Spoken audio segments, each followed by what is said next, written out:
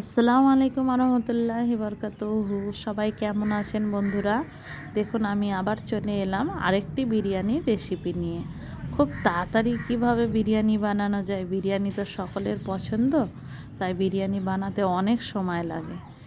ঠিক এইভাবে বানালে একটু তাড়াতাড়ি হয়ে যায়, যেভাবে আমি বানাচ্ছি। চলুন দেখে নিই রেসিপিটা।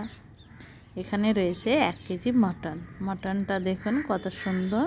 আমি এখানে 1 কেজি মাটনটাকে আগে ম্যারিনেট করে রাখবো। বিরিয়ানির জন্য যা যা লাগবে, এখানে পেঁয়াজ কুচি, ধনেপাতা, কাঁচা লঙ্কা, টক দই আছে। আমি লেবুটা দিয়ে মাটনটাকে মাখিয়ে নেব।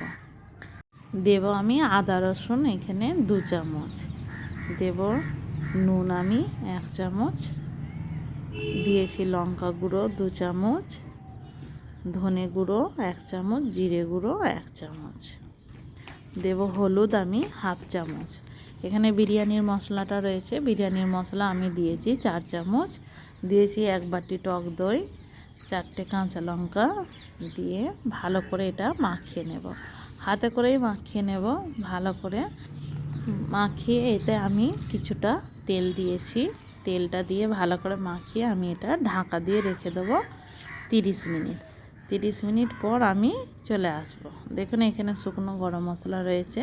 30 মিনিট পর আমি একটি কড়াইয়ে তেল গরম চাপিয়ে দিয়েছি, শুকনো গরম মশলা কটা দিয়ে দিচ্ছি, দিয়ে পেঁয়াজ দেবো আমি। পেঁয়াজ কুচিটা আমি এখানে 4টে নিয়েছি, লম্বা করে পেঁয়াজটা কেটে নিয়েছি। দিয়ে পেঁয়াজটা দিয়ে ভালো করে একটু নেড়ে যতক্ষণ না বাদামি হচ্ছে ততক্ষণ আমি মটনটা এতে দেব না। এইভাবে বানালে বন্ধুরা খুব ভালো লাগবে, খেয়ে দেখবেন আপনারা। আর খুব তাড়াতাড়ির জন্যে এরকমভাবে বানাতে পারেন। বিরিয়ানি এমনিতেই অনেক দেরি হয় বানাতে। দেখুন পেঁয়াজটা লাল হয়ে গেছে, ততক্ষণ আমি আরেকটি হাঁড়িতে আমি পানি গরম চাপিয়ে দিয়েছিলাম, দিয়ে দেব শুকনো গরম মশলা সব। পানিটা ফুটে গেছে। আর আমি দাওয়াত বিরিয়ানির রাইস নিই, যেহেতু খুব সুন্দর দাওয়াত বিরিয়ানির রাইসটা হয়। দেখুন আমি ভিজিয়ে রেখেছিলাম, দিয়ে পানিটা ঝরিয়ে নিয়েছি। আমি 30 মিনিট ভিজিয়ে রেখেছিলাম। এটা দিয়ে দিলাম।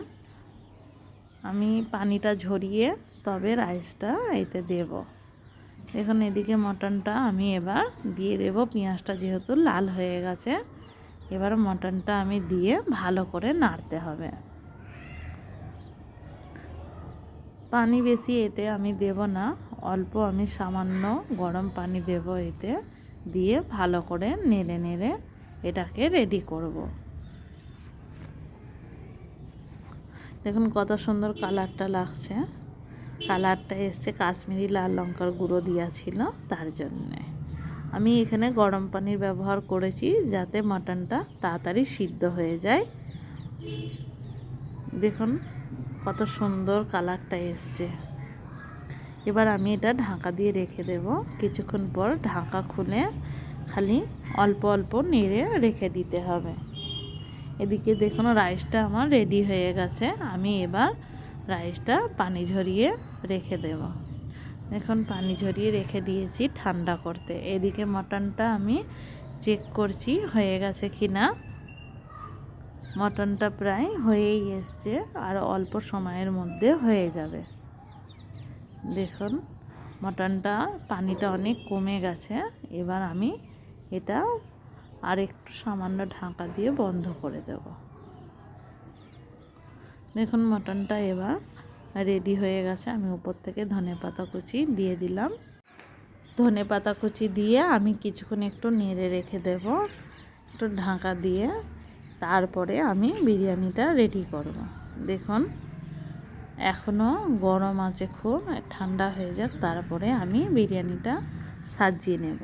চলুন বিরিয়ানি সাজাবার জন্যে যা যা এখানে আমার দরকার, আমি এখানে নিয়েছি ভাজা পেঁয়াজ, ঘি আছে গরম করাও, বিরিয়ানির মশলা, 1 বাটি দুধ দিয়ে আমি কালারটা ভিজিয়ে রেখেছি, গোলাপ পানি, কেওড়া পানি আর মিঠা আতর।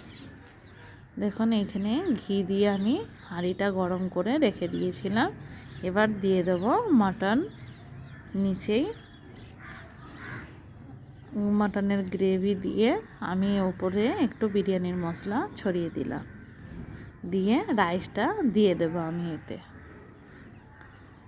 রাইসটা দেওয়া হয়ে গেলে পেঁয়াজ ভাজাগুলো আমি উপরে এরকম সাজিয়ে দেব, বিরিয়ানির মশলা দেব, দিয়ে এটা আবার মাটনটা ওপরে দিয়ে দেব। মাটনটা দিয়ে আমি আবার ওপরে রাইস দিয়ে দেব। আমি এখানে 2 লেয়ারে বানাচ্ছি, আপনারা চাইলে 3 লেয়ারও বানাতে পারেন। দিয়ে আমি বিরিয়ানির মশলাটা দিয়ে দিলাম, পেঁয়াজটা ভাজা আছে ওটাও দিয়ে দিলাম, ভাজা পেঁয়াজ চারিদিকে একটু ছড়িয়ে, কেওড়া পানি, আতর, গোলাপ পানি একটু সব দিয়ে আমি কালারটা যেটা আমি দুধ দিয়ে ভিজিয়ে রেখেছিলাম সেটা দিয়ে দিলাম। এখানে মিঠা আতর আমি অল্প সামান্য দিয়েছি। আমি ঘিটা দিয়ে দমেতে দিয়ে দেব। দিয়ে আমি কিছুক্ষণ পর এসে দেখছি এবার এটা ভাপ উঠে গেছে, এটা রেডি হয়ে গেছে বিরিয়ানি। বাদ বাকি ঘিটা আমি দিয়ে ঢাকা দিয়ে রেখে দিয়েছিলাম। এবার কিছুক্ষণ পর এটা আমি এবার সার্ভ করব। দেখুন বন্ধুরা বিরিয়ানিটা কিরম হয়েছে একটু আমাকে অবশ্যই জানাবেন কমেন্টে। ভালো লাগলে একটি লাইক আর কমেন্ট করবেন।